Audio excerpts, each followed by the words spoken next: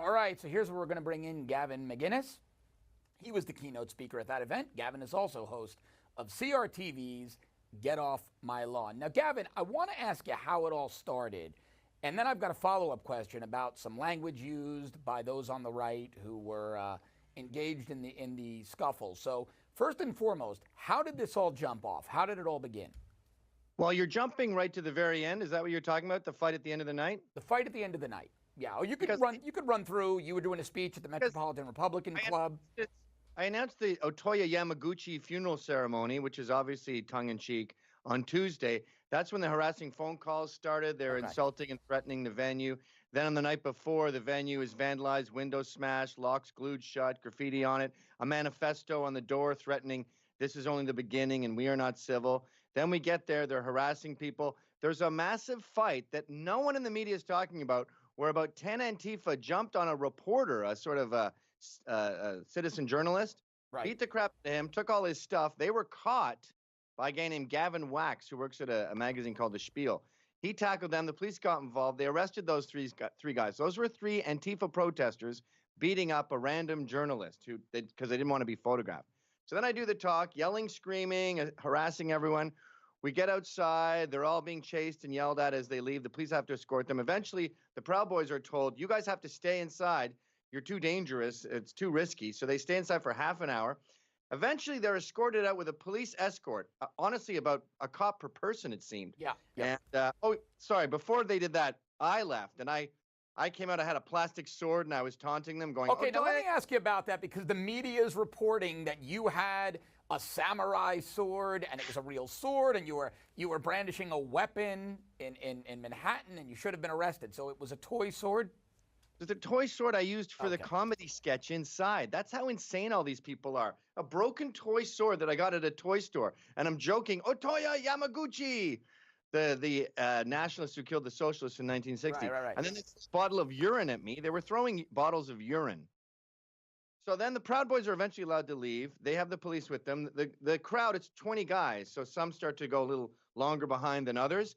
Then three of the Antifa who had been bugging people all night finally get their chance. They ambush these two stragglers at the back, take one of their MAGA hats, which they call scalping, and then they got beat up. The Proud Boys turned around and started beating them badly. And then other Proud Boys were saying, stop, pulling them off. The police show up within, I'd say, 5 to 10 seconds, like instantaneously, because they were already there. These guys were just at the back of the line. They break it up, send everyone away. The end. All right, now, to play devil's advocate, what appeared to be a couple of the Proud Boys apparently were caught on camera using pejoratives for homosexuals, things of that nature. So talk to me a little bit about that, and if it did happen, and the context is correct, doesn't that enable the left, doesn't that just play into their narrative? Yeah, it's a terrible thing to say. If I had a time machine, I'd tell them to avoid, like, if someone steals your hat, just let them keep it. Not that I control these guys. I'm the founder, not the leader. But yeah, it's a terrible word to use. But, you know, when someone's adrenaline's pumping, he's going to say, are you brave now? F word. Right. He didn't mean it like it was some sort of homosexual attack. But that is why these guys were there all night. They were begging for the optics of that moment so they could take this 1 4-second part and then ignore the days and days of abuse and terror that Antifa was inflicting on this club. How many Antifa were there, Gavin, as opposed to how many Proud Boys and people on your side? There was 20 Proud Boys. The total attendees of my talk is about 150 to 200. The press keeps getting that wrong. And out of Antifa, I would say there was about 100. Wow. And what was the content and context of the talk? What were you speaking about? Oh, I did the little jokey ceremony at the beginning where I killed my friend Ryan Katsu Rivera as the Japanese socialist, and I had a Sapporo with me, and we poured some out for our dead homie. And then I just made fun of Antifa and socialists in there, and I joked around and said, what do they want? Like, I don't even understand what they want. They want to dismantle capitalism? How?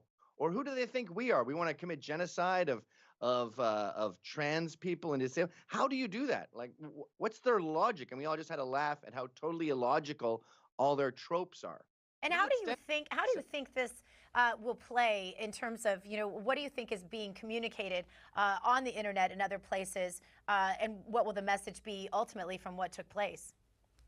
The DNC won the narrative on this one and have completely flipped it Freaky Friday style into being evil Nazi does evil talk about murder, and then a hate gang goes roaming the streets, beating innocent people, and eventually pummels some poor homosexual who was just going to get groceries. All right, That's Gavin, in the 30 seconds we have left, give me 3 or 4 bullet points that if this clip were used on social media, you would promote to debunk what the left is saying. If you're saying it's false, rebut it.